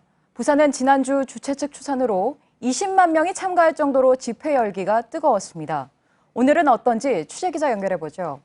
구석찬 기자, 지금 집회 참가자들이 법원을 향해서 가고 있다면서요? 네, 저는 부산 연제구 거제대로에 나와 있습니다. 약 1시간 전이었죠. 여기서 3km 떨어진 부산 서면에서 본행사를 마친 시민들이 지금 이곳을 이렇게 지나며 많은 구호를 외치고 있습니다. 박근혜 대통령 구속 수사와 헌법재판소의 탄핵안 인용을 촉구하는 메시지를 던지기 위해 법원과 검찰청사 방향으로 행진하는 겁니다. 하지만 법원 앞이 복외 집회가 금지된 장소라 경찰은 100m 떨어진 부산지검 앞에서 해산을 유도할 방침입니다. 부산의 촛불 집회는 오늘로 44일째를 맞았는데요. 서면에서 열린 본행사에 주최 측 추산 10만 명 정도가 모였고 행진에도 대부분 참여한 것으로 보입니다. 가장 많은 인파를 기록했던 지난 주말 주최측 추산 20만 명보다는 다소 떨어진 수치입니다. 네, 부산에는 10만 명이 참가했다 이렇게 말씀하셨고요. 풍자가 넘치는 그런 퍼포먼스도 곳곳에서 눈길을 끌었다죠? 네, 그렇습니다. 집회가 계속될수록 시민들의 재치와 풍자가 다양한 모습으로 나타나고 있는데요. 시민들이 국정농단의 책임을 물으며 박근혜 대통령에게 긴급 체포영장을 발부하는 시간도 마련됐습니다. 대통령에게 전하고 싶은 메시지를 자신만의 개성 넘치는 표현으로 적어 길거리에 전시하는 형식이었습니다. 박근혜 대통령과 함께 청문회에 나왔던 재벌 총수들에게도 뇌물 제공 책임을 물어 구속 수감해야 한다는 여론을 담은 퍼포먼스도 열렸습니다. 이 밖에 새누리당 해체를 촉구하는 시민들의 필리버스터도 잇따랐습니다. 네, 대구나 울산, 경남 같은 다른 지역들은 상황이 좀 어떻습니까? 네, 박근혜 대통령의 정치적 고향인 대구에선 주최측 추산 7천 명의 시민들이 모여 공평 로터리에서 중앙로 로터리까지 2.4km 구간을 행진했는데요. 주최 측은 탄핵안이 가결됐지만 대통령이 물러날 때까지 집회를 멈추지 않겠다고 강조했습니다. 특히 세월호 희생자 가족의 자유 발언 땐 안타까운 마음에 눈물을 흘리는 가족들도 시민들도 많았습니다. 울산과 경남 창원에서도 각각 7,000명, 6,000명이 모여 여전히 식지 않은 열기를 보였고 강원도 춘천과 강릉 등에서도 크고 작은 촛불 집회가 잇따랐습니다. 네, 지금까지 부산에서 구석찬 기자였습니다. 다시 서울로 가서요. 오늘 서울 도심에선 박사모 등 보수단체의 맞불 집회도 열렸습니다. 이들은 국회에서 압도적인 표차로 가결된 탄핵안의 무효를 주장했습니다. 윤세민아 기자입니다. 오늘 오전 서울 광화문 청계광장에 보수단체 회원들이 집결하기 시작합니다. 박근혜 대통령 지지 모임인 박사모 등 보수단체가 주최한 집회에 참석한 겁니다. 참가자들은 박 대통령의 탄핵 소추안을 가결한 어제 국회의 결정을 인정할 수 없다고 주장했습니다.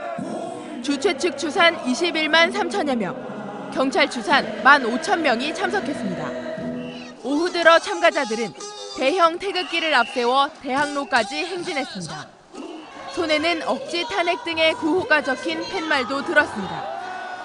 마로니에 공원에 도착해 집회를 이어간 이들은 오후 4시쯤 해산했습니다. 하지만 참가자 일부가 경복궁 인근으로 이동해 촛불 집회에 참가한 일부 시민들과 대치하기도 했습니다. 경찰의 저지로 큰 물리적인 충돌은 벌어지지 않았지만 양측 간 고성이 오가는 등 한때 긴장감이 감돌았습니다. JTBC 윤세민아입니다. 탄핵안 가결을 전후해서 일부 친박계 의원들이 SNS에 글을 남기거나 보도자료를 내고 있는데요. 자신을 논개에 비유하거나 탄핵안이 헌재에서 기각될 거다 이런 주장을 펴면서 시민들의 비난이 이어지고 있습니다. 정영재 기자입니다. 경남 진주의 새누리당 친박계 박대출 의원이 어제 박근혜 대통령에 대한 탄핵안이 가결된 직후 페이스북에 올린 글입니다. 자신을 논개에 비유하며 탄핵을 막지 못해 슬프다. 의혹이 대한민국을 삼켰다고 주장합니다. 이 글이 온라인상에서 알려지자 삽시간에 비난 댓글이 올라왔고 박 의원은 해당 글을 바로 내렸습니다. 하지만 진주 시민들은 대안동 광미 사거리에 모여 항의 집회를 열고 박 의원의 사무실까지 행진했습니다. 바람이 불면 촛불은 꺼진다는 발언을 했던 새누리당 김진태 의원은 어제 오전 탄핵안 표결을 앞두고 용케 국회를 통과한다 해도 헌재에 가면 기각될 것이란 글을 자신의 페이스북에 남겼습니다. 3천여 명이 이 글에 반응했고 춘천 시민인 게 부끄럽다는 댓글도 이어졌습니다.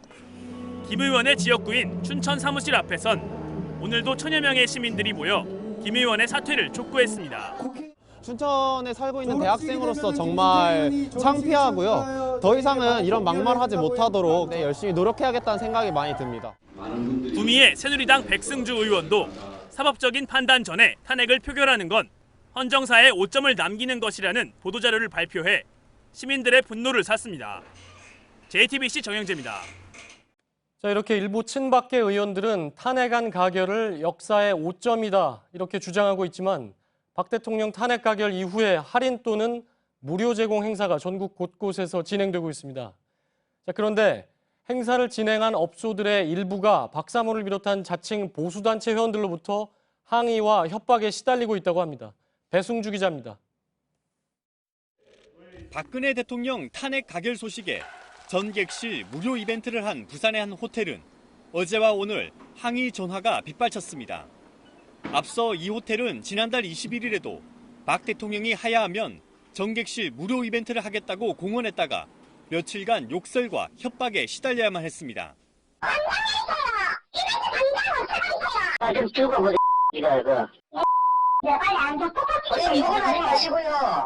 박사모 카페엔 이 호텔 전화번호와 함께 항의 전화를 하라는 글이 올라와 있습니다. 실제 전화를 걸어 현수막을 부셔버리겠다는 협박과 욕설을 했다는 인증 댓글도 줄줄이 달렸습니다. 박 대통령 하야 촉구와 탄핵 가결 소식에 무료 제공 행사를 내건 다른 업소들도 사정은 비슷합니다. 울산 남구의 한 조개구이 식당에도 항의 전화가 이어졌고 대전의 한 곰장어 가게엔 무리지어 찾아오기까지 했습니다. 그 분들도 본인들의 정치적 소신을 밝히는 거지만 좀 과격하다 할 정도였었습니다. 일부 업소에선 협박이 계속되면 영업방해 등 법적 조치를 취할 수밖에 없다고 밝혔습니다. JTBC 배승주입니다. 네, 현재 탄핵 심판이 속도를 내고 있는 가운데 검찰은 내일 최순실 국정개입 사건의 수사 결과를 발표합니다. 헌재 심판 그리고 특검 수사와 맞물려 있죠. 자, 현장 취재 기자를 연결하겠습니다. 박병현 기자. 자, 내일 검찰이 수사 결과를 발표를 하는데 역시 초점은 박근혜 대통령이 되겠죠. 박 대통령 추가적인 혐의 드러날 가능성이 있습니까?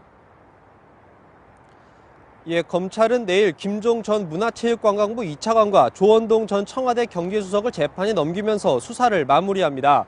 그러면서 그동안의 수사 내용을 추가로 공개할 계획인데요. 정호성 전 비서관의 휴대전화 녹음 파일에서 그 추가 내용이 공개가 되면 박 대통령과 관련한 추가 혐의가 공개될 가능성도 있습니다. 예. 그러니까 정 전 비서관의 휴대전화 녹음 파일 이게 계속해서 얘기가 많이 나왔었는데 국정 개입의 구체적인 정황이 담겼다 이렇게 해서 주목을 받았지 않습니까? 내용에 따라서는 박 대통령의 탄핵 심판에도 영향을 줄 수 있다는 얘기가 나오는데요. 검찰에서는 어떻게 보고 있습니까? 그렇습니다. 검찰 수사 단계에서 정 전 비서관이 최순실 씨나 박 대통령과 수시로 통화한 사실은 드러난 바 있습니다. 하지만 정확한 내용은 공개가 되지 않았는데요. 만약 최순실 씨가 정 전 비서관을 통해 박 대통령을 등에 업고 국정이나 인사 등 광범위하게 개입한 정황이 드러나게 되면 국민이 위임한 권력을 대통령은 최순실 씨에게 넘긴 것이 되고 국민 주권주의를 규정한 헌법 1조를 위반한 것이 됩니다.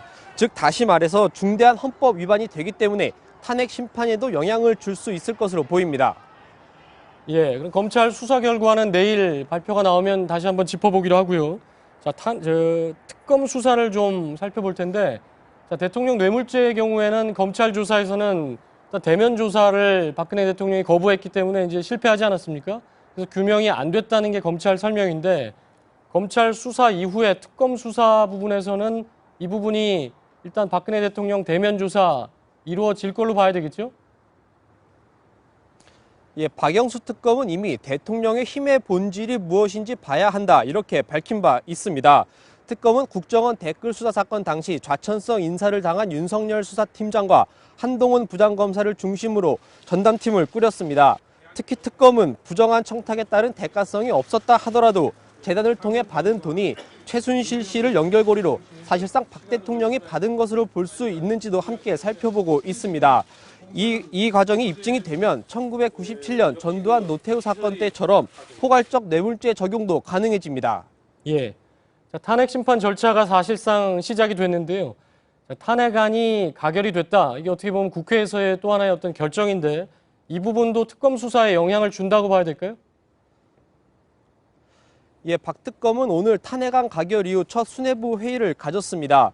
대통령이 직무 정지 상태이기 때문에 특검 수사가 탄력을 받을 수 있다는 관측이 높습니다. 특히 그동안 대통령이 계속 거부해왔던 직접 대면 조사 등을 압박할 명분도 생겼다는 분석이 높습니다. 네, 지금까지 서울중앙지검에서 박병현 기자였습니다. 탄핵안 가결의 파장은 세계 질서에도 큰 영향을 줄 것이다. 주요 외신들의 분석인데요. 특히 한반도 외교안보 지형에 변화가 생길지 큰 관심을 보였습니다. 이 내용은 잠시 뒤 워싱턴과 베이징을 연결해서 알아보고요. 그 전에 JTBC의 특별제휴사인 CNN의 폴라 행콕스 서울특파원 연결하겠습니다. 외국 언론에 비춰진 한국의 탄핵 정국 들어보죠. Okay, Paula, what have you seen in Korea over the last month? Well, hello to you, Miss Lee, and the viewers of JTBC. What I have really noticed over the recent weeks and what struck many other international correspondents is these candlelight vigils which happen every Saturday. The sheer number of people that are coming out in what is pretty cold weather and coming and standing on the streets, and also the diversity of age. They're very good-natured, even though the message is very strong, even though there is a significant amount of anger and frustration against President Park Geun-hye. That's not something you see in many countries around the world. Then what seems to be the major factor of the impeachment? There's a number of reasons, I believe, that the impeachment went through on Friday. Obviously, there's a political angle to this. The opposition were going to jump on the bandwagon of this impeachment process. But the fact is, many of Park's own party voted to impeach her, and I think that really shows that they were listening to the people. They were listening to the anger on the streets. It's such an important time when you have a new US president, President-elect Donald Trump. Other leaders around the world are trying to get to know him, trying to build a relationship with his team. And yet here in South Korea, that's simply not possible, as there was not that strong leader who had the trust of the people. Now foreign reporters mention about democracy in Korea so often. So why is it? I think the reason that there are so many people coming onto the streets, there's such a diversity of age. There are school children, there are university students, all the way up to the oldest. I did speak to a 16-year-old just a couple of weeks ago at one of these protests, and she talked about how she wanted President Park to resign, why she wanted her to, a very eloquent answer describing what she wanted from her democracy, what she expected from her leaders. In many countries around the world, 16-year-olds are not concerned with what their political leaders are doing. There seems to be a real awakening amongst the youth of what they want to see happen, and they're demanding from their leaders. So it's a really interesting movement that we're seeing here. Back to you, Miss Lee. Okay, thanks, Paula. 지금까지 Paula Hancock's CNN 특파원이었습니다. 이번 탄핵안 가결에 대해 한국의 자체적인 판단이다. 한국 내부의 일이다. 미국과 중국 정부가 각각 내놓은 공식 입장입니다. 그러면서 예외 없이 사드 문제를 들고 나왔습니다. 사드 배치를 예정대로 하겠다는 미국에 중국은 반대 입장을 분명히 했습니다. 한국의 탄핵 이후 미국은 현상 유지를, 중국은 현상 변경을 꾀하는 모습입니다. 워싱턴 최병건 특파원과 베이징 신경진 특파원 연결합니다. 먼저 최병건 특파원, 시차가 큰 미국이 가장 늦게 입장이 나왔군요. 예, 미국 정부는 백악관 브리핑과 JTBC에 보낸 국무부 논평을 통해 세 가지 입장을 전달했습니다. 먼저 한국 국민이 민주주의적 질서를 지키며 평화적으로 행동했다고 부각했습니다. 촛불 집회 같은 민주적 방식은 존중한다는 취지입니다. 한미동맹은 튼튼하다고도 했습니다. 마지막으로 정책의 연속성을 강조하면서 사드 배치 합의를 놓고 변한 것은 없다, 이렇게 밝혔습니다. 네, 이번엔 신경진 특파원, 사드에 대한 중국의 입장에는 변화가 없습니까? 예, 어제 탄핵이 확정되던 순간 정례 브리핑 중이던 루캉 중국 외교부 대변인은 한국 상황이 빨리 안정을 회복하기 바란다며 내정 불간섭 원칙을 강조했습니다. 그러면서 한미의 사드 배치에 반대한다고 말했습니다. 지난 30일 대북 제재 결의안 표결 직후 유엔 안보리에서 사드 반대를 언급한 것과 같이 결연한 톤이었습니다. 네, 그럼 두 분께 여쭤보겠습니다. 미국과 중국이 겉으로는 한국을 자극하진 않으면서도 실리 찾기에 나선 그런 상황으로 봐도 될까요? 예, 이번 주 워싱턴 행사장에서 만난 마크 리포트 주한 미국 대사는 한국 문제는 한국 국민이 판단할 사안이다, 이렇게 분명하게 말했습니다. 미국 정부가 탄핵이 옳으니 그르니 언급하는 순간 심각한 주권 침해로 간주돼 역풍을 부르기 때문입니다. 미국 정부는 정치적 변화에 관계없이 한미동맹은 강구하다, 이렇게 밝혔는데요. 탄핵 이후에도 오바마 박근혜 정부가 합의한 사드 배치와 같은 양국의 약속은 지켜야 한다, 이런 얘기입니다. 중국 측은 사드 문제를 놓고 한국의 공식 채널을 의도적으로 홀대하고 야당 외교에 집중하고 있습니다. 중국 측 고위 관계자들은 최근 민주당 소속 의원들과 연쇄 접촉에 나섰는데요. 반면 사드 보복을 항의하려는 김장수 주중대사의 면담 요청은 무시하는 외교 전략을 구사하고 있습니다. 오늘자 황구시보 등 중국 매체는 사드 빚을 탄핵으로 갚았다고 보도했습니다. 박 대통령 탄핵이 인과응보이며 직무정지 기간에도 사드 공세를 더욱 강화해야 한다고 압박했습니다. 네, 이런 상황에 우리로서는 한미 정상회담 일정을 협의하기도 어려울 것 같고요. 중국에 대해서는 중국이 내놓을 이 한국 압박 카드에 대해서 해법이 있는 것도 아니잖아요.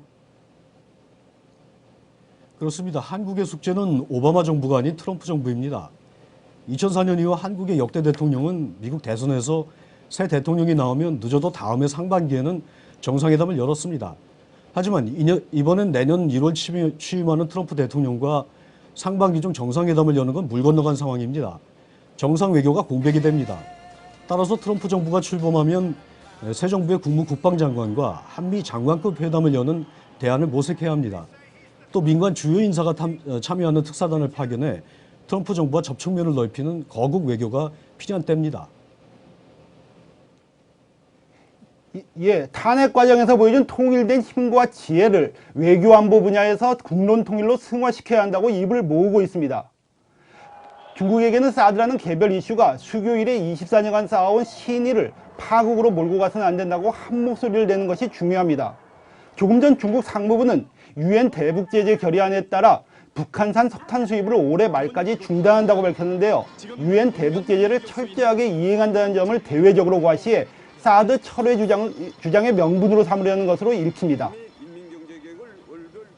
네, 지금까지 워싱턴에서 최병건 특파원 그리고 베이징에서 신경진 특파원이었습니다.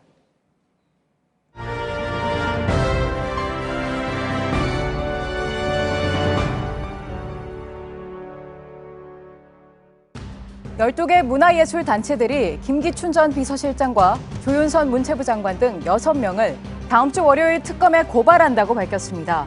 이들은 지난 2014년 지원하지 말아야 할 9천여 명의 이름이 담긴 문학의 블랙리스트를 작성해 직권남용과 업무방해를 저질렀다고 단체들은 설명했습니다. 오늘 오전 7시 반쯤 강원도 영곡해변 앞 해상에서 1인승 어선을 타고 조업하던 선장 연모 씨가 숨진 채 발견됐습니다. 앞서 오전 3시 50분쯤에는 전남 안좌도 해상에서 낚싯배가 좌초됐지만 1시간 만에 승객 모두 구출됐습니다.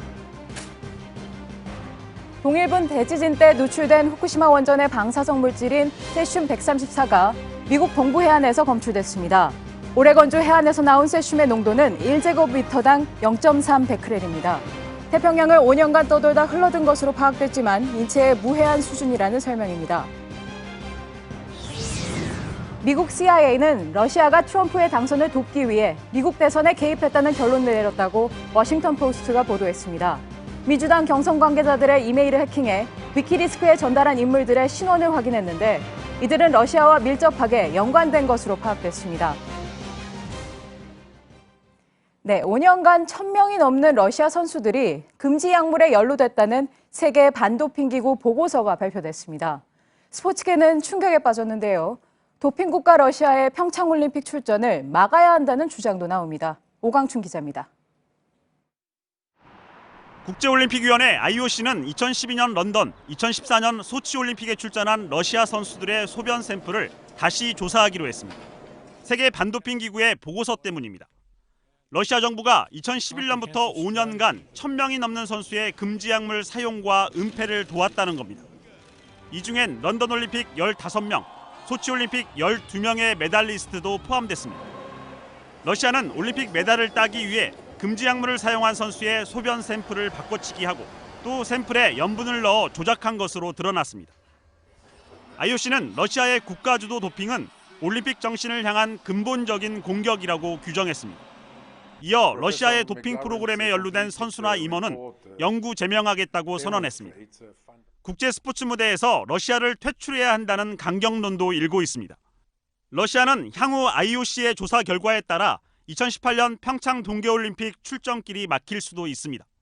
러시아의 2018년 월드컵 개최권을 박탈해야 한다는 주장도 나오고 있습니다. JTBC 오광춘입니다. 네, 지금 시각이 9시 17분을 넘어섰는데요. 서울 광화문은 여전히 손에 촛불을 든 시민들로 가득하다는 소식이 들어오고 있습니다. 다시 광화문 현장으로 나가보겠습니다. 박창규 기자. 자, 당초 계획대로라면 광화문에서의 본행사가 끝난 지 지금 한참 지난 시간인데 자, 여전히 시민들이 많이 남아있는 걸로 보이는군요. 네, 6시에 시작한 본행사는 7시 40분쯤 마쳤습니다. 이후 시민들은 청운동 주민센터 쪽으로 행진을 한 뒤에 그곳에서 집회를 이어가고 있습니다. 하지만 워낙 많은 인파가 모이다 보니 이곳 광화문 광장에도 여전히 많은 시민들이 남아 있습니다. 여기서 문화 공연이나 자유 발언을 이어가고 있고요. 주최 측은 광화문 무대에서도 청운동 사무소 앞 집회를 생중계하면서 이곳에서도 함께 구호를 외치고 환호하는 시민들도 많은 상황입니다. 오늘 집회 주최 측이 밝힌 참가 인원은 현재까지 60만 명입니다. 탄핵안이 통과되고 날씨가 추워지면 동력이 떨어질 거라는 예상이 많았지만 그런 예상이 빗나가는 분위기인 겁니다. 실제로 주최 측은 이에 따라 대통령이 스스로 퇴진할 때까지 촛불 집회를 계속하겠다고 밝혔습니다. 예. 오늘 광화문 광장에는 세월호 유족도 나와서 청와대 앞까지 행진을 했다는 소식이 있었는데요. 자, 세월호 유족들이 촛불을 든 시민들에게 감사 인사를 했다 이런 얘기가 들어왔는데 이거 어떤 얘기입니까? 네, 그렇습니다. 어제 탄핵 가결을 국회에서 함께 지켜봤던 세월호 유족 40명도 눈물을 흘렸었는데요. 오늘 무대에 오른 세월호 유족은 이제 진상규명을 할 수 있다는 희망이 생겼다. 모두 촛불을 들어준 시민들의 덕이다라고 말을 했습니다. 그러면서 무대 앞에 있던 유가족 100여 명이 자리에서 일어나서 시민들을 향해 고개 숙여 감사 인사를 건넸습니다. 광화문 광장에 모인 60만 시민들은 모두 박수와 함성으로 화답했습니다. 한동안 잊혀졌던 세월호 분향소에도 많은 시민들이 찾아서 미안함과 위로를 전하고 있는 모습입니다. 네, 오늘이 7번째 촛불 집회죠. 그러니까 6번째, 지난주까지의 촛불 집회하고 좀 다른 점은 이 탄핵안이 가결이 되고 난 뒤에 이제 첫 집회인데 자, 이전 집회하고 좀 다른 구호들도 많이 나왔다면서요? 네, 오늘 집회에 참가한 시민들은 앞으로도 촛불 집회에 계속 참여하겠다라는 말을 많이 했습니다. 실제로 오늘 집회 내내 나온 구호는 이게 끝이 아니라 이제 시작이다였습니다. 또 시민들은 대통령은 탄핵 심판 결과를 기다리지 말고 지금이라도 즉각 물러나라는 구호를 계속 외쳤습니다. 이와 함께 대통령이 추진한 정책들도 함께 폐기해야 한다고 주장했습니다. 주최 측은 정권 퇴진만이 아니라 앞으로 어떤 사회를 만들어갈지 서로 논의해가는 장이 이루어지고 있는 분위기다라고 오늘 집회를 평가했습니다.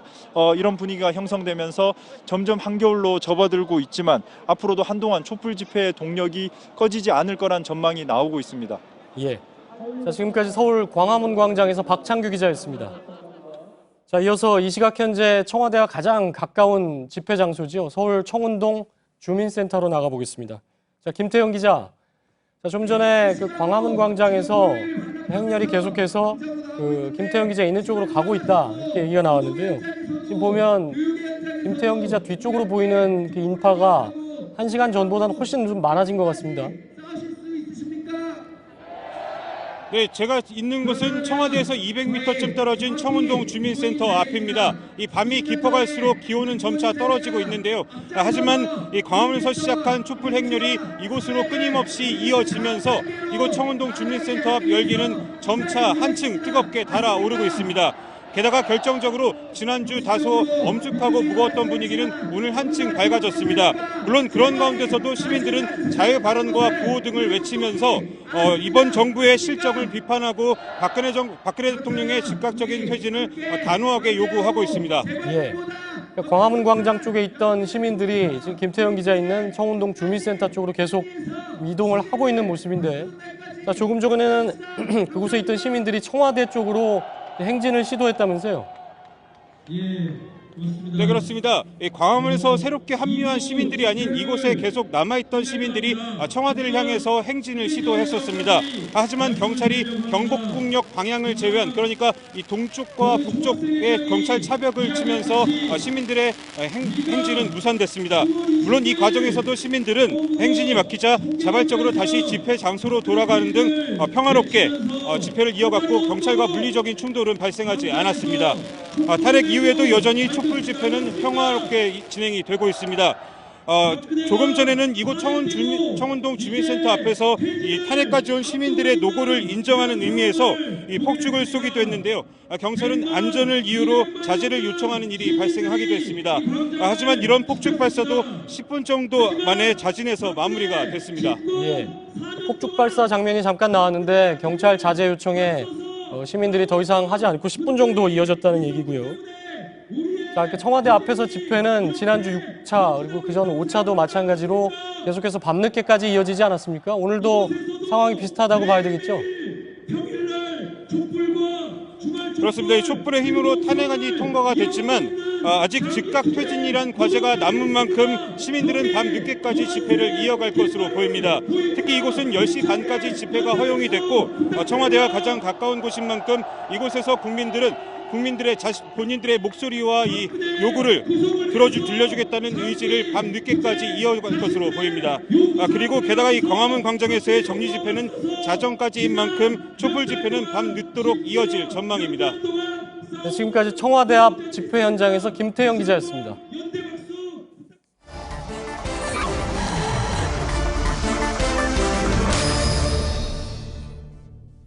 네, 오늘 비하인드 뉴스는 정치부 윤영탁 기자와 함께하겠습니다. 자, 윤영탁 기자, 네. 첫 번째 키워드부터 볼까요? 네, 첫 번째 키워드는 셀프 경계령으로 꼽아봤습니다. 예, 어떤 내용입니까? 네, 어제 본회의 직전 더불어민주당은 의원총회를 열었습니다. 여기서 우상호 원내대표는 비공개 발언을 통해서 탄핵 소추안 처리는 헌정사 비통한 역사라면서 본회의장에서 잡담을 하거나 웃지 말라고 했습니다. 탄핵안이 가결되더라도 박수를 치거나 환호하지 말라고 강조했습니다. 일부 의원들은 술도 마시지 말자는 이야기도 나왔습니다. 예, 그 탄핵 소추안 같은 경우는 야당이 계속해서 주장을 해와서 밀어붙여서 관철을 시켰지만 조심하자 이런 뜻으로 봐야 되겠죠? 네, 맞습니다. 고 노무현 전 대통령의 탄핵 당시 박 대통령이 활짝 웃는 사진을 두고두고 회자되는 것을 염두에 둔 조치로 해석됐습니다. 예. 또 국가적인 비극에 환호하는 모습을 보이면 정략적으로 비춰줄 수 있다는 것도 고려됐습니다. 실제로 정세균 국회의장이 개표 결과를 발표할 때 야당 의원들은 지침대로 행동했는데요. 그런데 몇몇 의원들이 어제 저녁 식사에 반주를 겉들이다가 일부 언론에 보도되기도 했습니다. 예. 술자리를 하지 말라 이런 지시가 있었고 반주하다가 나왔다는 건데요. 네. 예, 다음 키워드를 볼까요? 네, 다음 키워드. 친박은 와해될 것으로 꼽아봤습니다. 예. 이게 누가 했느냐가 중요한데 새누리당 내부에서 나온 얘기죠? 네, 맞습니다. 새누리당 비박계 하태경 의원이 오늘 페이스북에 올린 글에서 한 말입니다. 예. 하 의원은 친박의 와해가 멀어지지 않았습니다. 이렇게 썼습니다. 예. 어떤 내용이죠?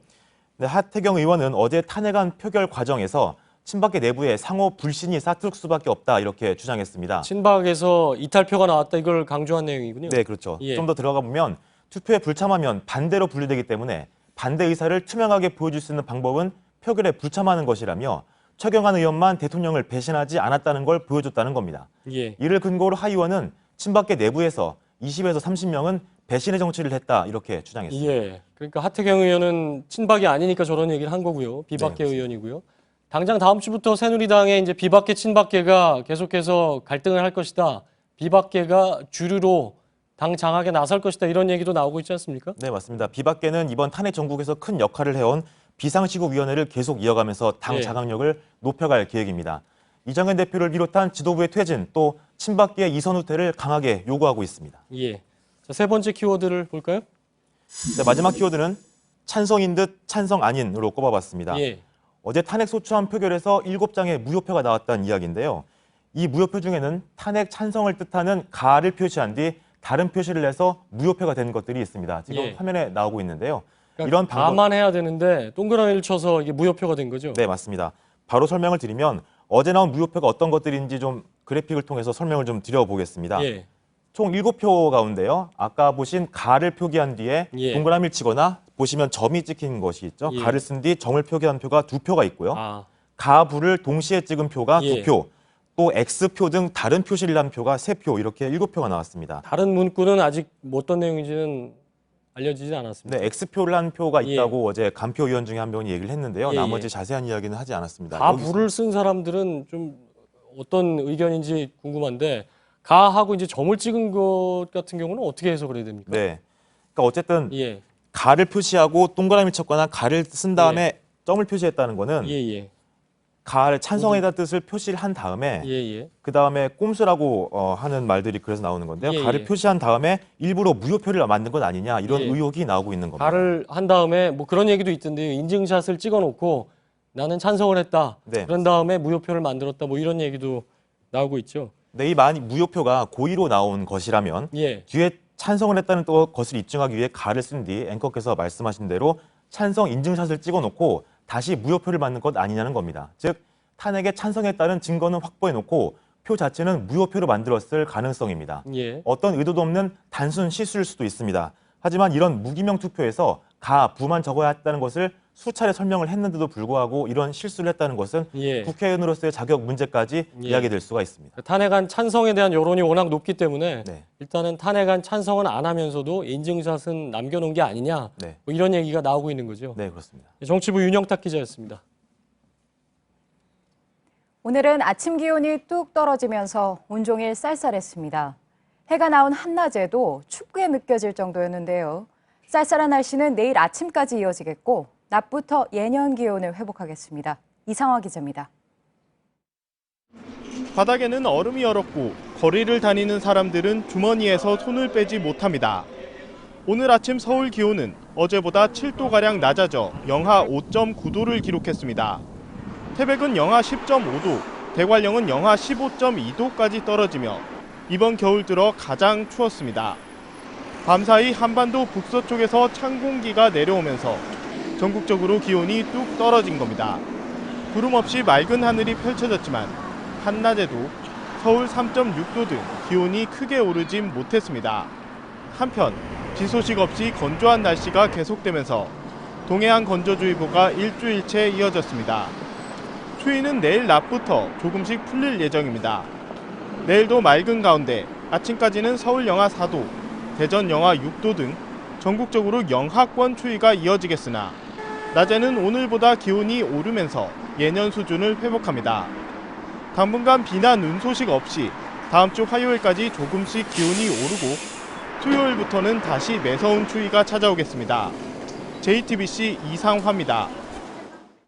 JTBC 뉴스룸을 마치겠습니다. 시청해주신 여러분 고맙습니다.